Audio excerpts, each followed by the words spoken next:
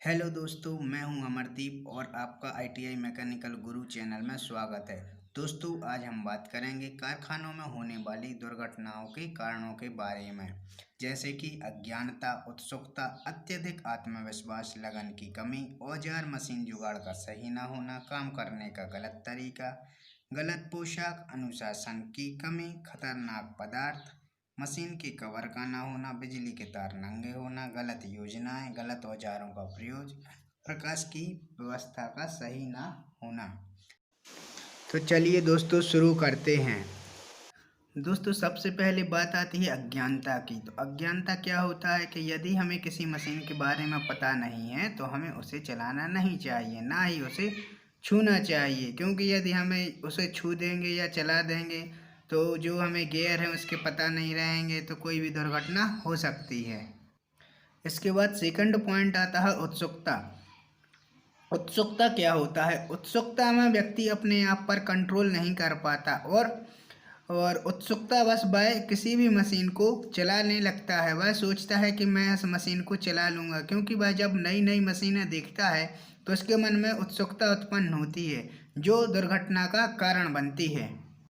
इसके बाद आता है नंबर तीसरा, अत्यधिक आत्मविश्वास। अत्यधिक आत्मविश्वास में व्यक्ति को यह ओवर कॉन्फिडेंस हो जाता है कि वह यह मशीन चला सकता है और वह चलाने का प्रयत्न भी करता है, जिसके कारण बस उसे ज्ञान तो होता नहीं है और वह दुर्घटना का शिकार हो जाता है, जिससे आसपास के लोगों को भी कठिनाई का सामना करना पड़ता है। चौथी बात आती है लगन की कमी। जब किसी व्यक्ति में लगन की कमी होती है तो वह कार्य करने के लिए उत्सुक नहीं होता है, और जब लगन की कमी होती है तो दुर्घटनाएं पनप सकती हैं। जैसे यदि किसी को कोई कार्य दिया जाता है तो वह लगन की कमी होने के कारण उस कार्य को नहीं करता है, जिस कारण दुर्घटना हो जाती है। अगला पॉइंट है औजार मशीन या जुगाड़ का सही ना होना। इससे तात्पर्य यह है कि यदि आपके पास औजार और मशीन है और यदि वो सही अवस्था में नहीं है या वो किसी भी प्रकार से उनमें मरम्मत की आवश्यकता है तो वह दुर्घटना का कारण बनती हैं, और जो आसपास के लोग हैं वह भी इस दुर्घटना से परेशान हो जाते हैं।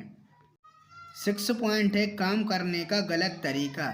जैसे यदि कोई व्यक्ति स्पैनर से कार्य करता है और वहाँ पर 16 नंबर का स्पैनर लगना है, लेकिन वह गलती से 17 नंबर का स्पैनर लगा देता है तो वह स्पैनर स्लिप होकर उसी को लग सकता है, जो कि दुर्घटना का एक कारण होता है। चलिए तो अब बात करते हैं सेवेंथ पॉइंट की, जो कि है गलत पोशाक। एक कुशल कारीगर को हमेशा सही पोशाक पहननी चाहिए। यदि वह गलत पोशाक पहनता है तो वह दुर्घटना का कारण बनती है। जैसे यदि वह अत्यधिक ढीली पोशाक पहनता है तो वह मशीन के पार्ट्स में फंस सकती है, जिससे दुर्घटना हो सकती है। अब बात करते हैं हम 8 पॉइंट की, जो है अनुशासन की कमी। यहाँ पर अनुशासन से तात्पर्य है कि दिए गए दिशा निर्देशों का सही तरीके से पालन करना। यदि यह एक कुशल कारीगर दिए गए निर्देशों का सही ढंग से पालन नहीं करता है तो उसे अनुशासन की कमी माना जाता है, जो कि दुर्घटना का एक प्रमुख कारण है। अब बात करते हैं खतरनाक पदार्थों के बारे में, जो कि दुर्घटनाओं के कारण होते हैं। खतरनाक पदार्थों को उनकी सही जगह पर रखना चाहिए, क्योंकि यदि ज्वलनशील पदार्थों को विद्युत के तारों के पास रखा जाए या कोई ज्वलनशील पदार्थ को किसी आग के पास रखा जाए तो वहां पर विस्फोट हो सकता है, जो कि एक दुर्घटना का कारण बन सकता है। नंबर पर है मशीन पर कवर होना चाहिए, क्योंकि जहां पर आवश्यक होता है वहां मशीनों पर कवर होना चाहिए। जैसे ग्राइंडर मशीन पर कवर का होना अति आवश्यक है, क्योंकि कवर ना होने से जो उसके चिप्स होते हैं वह आंखों में चले जाते हैं, जिससे हमें काफ़ी दर्द होता है और जो एक भयंकर दुर्घटना के रूप में जन्म ले सकते हैं। किसी भी कार्य को करते समय हमारे पास एक क्रमबद्ध योजना का होना अति आवश्यक होता है। यदि हमारे पास एक क्रमबद्ध योजना नहीं होती है या गलत योजना होती है तो वह दुर्घटना का कारण बनती है। गलत योजनाओं के कारण कारखानों में बड़ी बड़ी दुर्घटनाएं हो जाती हैं। अब बात करते हैं हम गलत औजारों के प्रयोग के बारे में।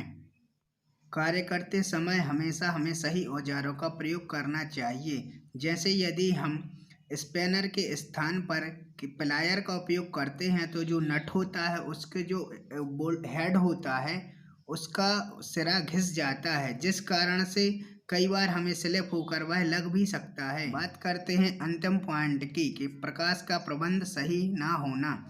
यदि हमें कार्य करते समय प्रकाश का प्रबंध सही नहीं होगा तो वह दुर्घटना का कारण बनेगा। एक कुशल कारीगर को कार्य करने से पहले यह अच्छी तरह से जांच लेना चाहिए कि उसके सामने प्रकाश का प्रबंध सही रूप से हो, ताकि दुर्घटनाओं को रोकने में सहायता मिल सके। दोस्तों, तो कैसी लगी यह वीडियो हमें कमेंट बॉक्स में कमेंट करके अवश्य बताएं और इस वीडियो को उन लोगों तक पहुंचाएं जो आईटीआई कर रहे हैं और अपने मित्रों एवं रिश्तेदारों को जो भी आईटीआई कर रहे हैं, जिससे उन्हें भी फ़ायदा हो सके। Thanks for watching. वीडियो देखने के लिए आपका बहुत बहुत धन्यवाद। वंदे मातरम दोस्तों।